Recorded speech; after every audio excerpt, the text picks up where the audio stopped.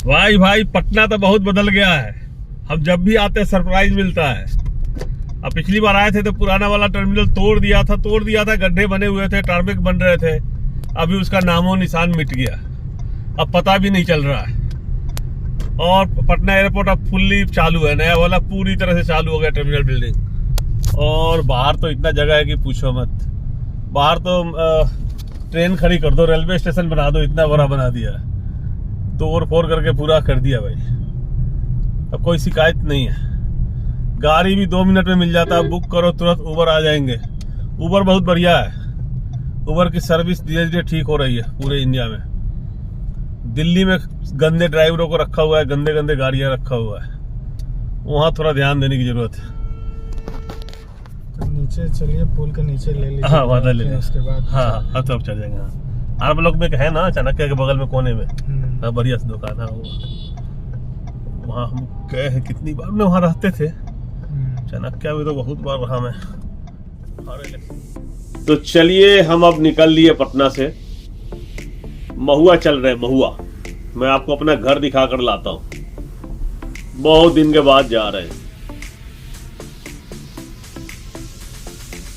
और अपना अटल पथ भी देख लीजिए, क्या खूबसूरत है, बहुत बढ़िया बनाया है। पटना में फ्लाईओवर का तो जाल बिछ गया।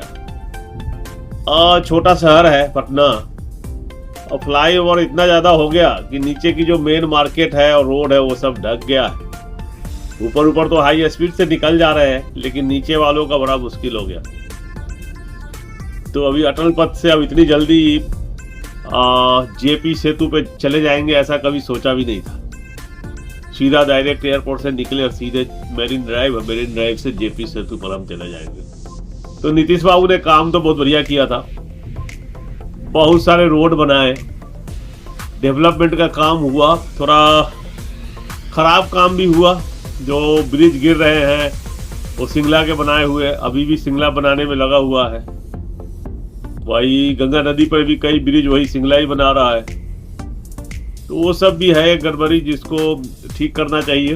कंस्ट्रक्शन में कोई अगर कमजोर मटेरियल लगाएगा और ढंग से नहीं बनाएगा तो कभी जब हादसा होगा तो बहुत बड़ा होगा और बहुत सारे लोग मरेंगे। तो वो थोड़ा देखना पड़ेगा। नया मुख्यमंत्री जो बने हैं उनको सोचना पड़ेगा कि क्या करना है, और लोगों को भी सोचना पड़ेगा। सरकार तो भाजपा की बन गई है, यहाँ पर भाजपा के मुख्यमंत्री आ गए हैं।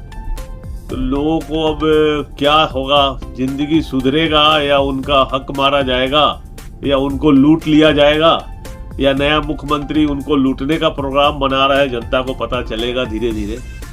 अभी तो सब लोगों को जंगल याद आ रहा था, जंगल राज। अब आगे जंगल राज होगा, मंगल राज हो तो जनता जाने। वाह क्या बात है, धीरे धीरे हम पहुंच ही गए मेरिन ड्राइव। देख लीजिए, इसी ब्रिज के ऊपर जाना है हमें घूम के। बार बार पूरा अटल पथ का वीडियो क्या बनाऊंगा, इससे पहले बहुत बार पटना का वीडियो है मेरे पास मेरे चैनल पर, तो आप देख सकते हैं, वहाँ मिल जाएगा आपको, कंप्लीट वीडियो है। फिलहाल तो गंगा नदी को देख लीजिए, अपने गंगा नदी को। ये देखो जी आपका ब्रिज, रेलवे ब्रिज था, इसके ऊपर ही सड़क का बनाने का प्रस्ताव रख लाया गया था। अगर नहीं बनता तो जीना मुश्किल हो गया था।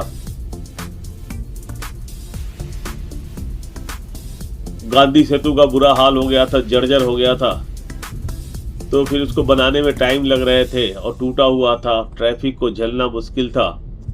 तो इसके बनने से बहुत ज़्यादा सहूलियत हुआ। और अब इसके बगल में भी लेफ्ट साइड में एक बन रहा है, और वहाँ भी गंगा ब्रिज के साइड में भी लेफ्ट साइड में एक बन रहा है बहुत बड़ा। पटना से जाने में लेफ्ट, हाजीपुर से आने में राइट, तो वहाँ भी एक पुल बन रहा है। उसके बाद एक ब्रिज वहाँ भी बन गया बिद्दुपुर से। तो अब क्या चाहिए राघोपुर होते हुए। तो पुल और सड़कों का जाल तो बिछ गया है, अब रोजगार चाहिए। रोजगार के लिए इंडस्ट्री लगाना पड़ेगा, और इंडस्ट्री कई तरह के हो सकते हैं। अब ये कृषि वाले जमीन यहाँ पर ज़्यादा है, अब किसानों का जमीन छीन के आप इंडस्ट्री लगाओगे तो वो ठीक नहीं होगा। आप आईटी, हमारे बिहार के जितने भी युवा हैं वो ज़्यादातर बीटेक करते हैं, बीटेक। तो बीटेक वाले भाइयों के लिए आप क्या रोजगार दे सकते हैं बिहार में? उसमें किसानों की ज़मीन नहीं जाएगी। आप आईटी का लाइए, यहाँ पर बड़े बड़े कॉल सेंटर बनाइए और बिजनेस लाइए। जितने भी बड़े बड़े कंपनी हैं, टाटा से लेके सारे, उनको बोलिए कि बिहार में कॉल सेंटर लगाएं। हमारे बच्चे यहाँ से काम करेंगे, उसमें आपको किसानों की ज़मीन छीनने की जरूरत नहीं होगी।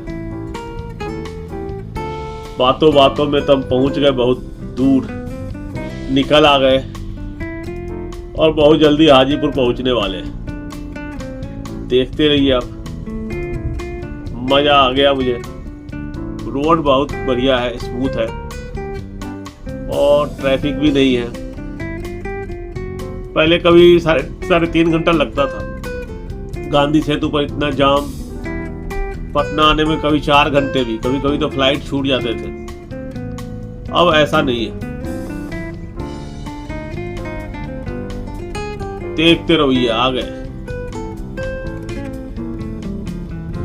हाजीपुर, आ गए।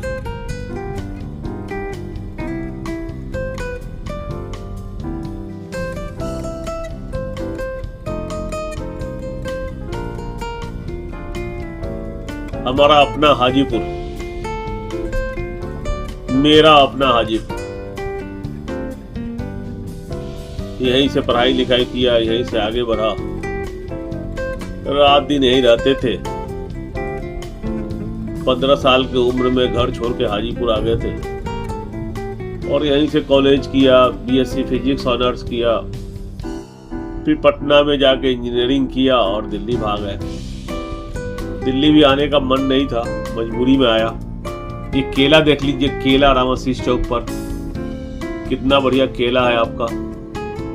एकदम लगता है कि सचमुच में केला है। कितना बढ़िया बनाया हुआ है, सुंदर सा। हाजीपुर का केला मालभोग है, मालभोग। देखिए आप,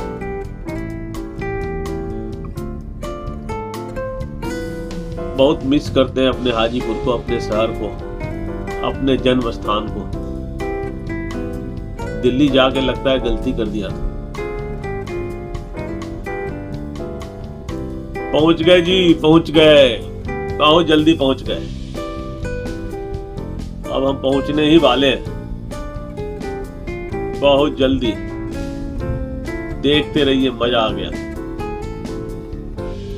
तो आ गए हम अपने घर, बहुत दिनों के बाद आए, 4 महीने के बाद आए। टाइम ही निकाल पाते हैं। अब जब नौकरी छोड़ेंगे तब यहीं रहेंगे परमानेंट, समझे क्या मीनू? नींद आ रहा? कैसा फील कर रहे थे अपने घर में आके? याद आ रहा है? कुछ पुरानी यादें आ रहा है? कहाँ पर जाते थे, क्या पहचान में नहीं आ रहा है तुमको जगह है? सब कुछ बदल गया है ना? सब कुछ बदल गया है। कभी सुनसान हुआ करता था, रोड के दोनों तरफ दुकान ही दुकान है, सब एक दूसरे से लिंक हो गया। तो लोग निकलते थे बाइक से या साइकिल से, सोचते थे उधर तो सुनसान है जी, कैसे जाएं। तो ऐसा कुछ रहा नहीं, तो पहुंच गए हैं। थोड़ी देर में घर चले जाएंगे, तो बहुत सारे वीडियो आएंगे अच्छे, आप देखते रहें। ठीक है, पहुंच गए हैं तो दिखाएंगे आपको अच्छे।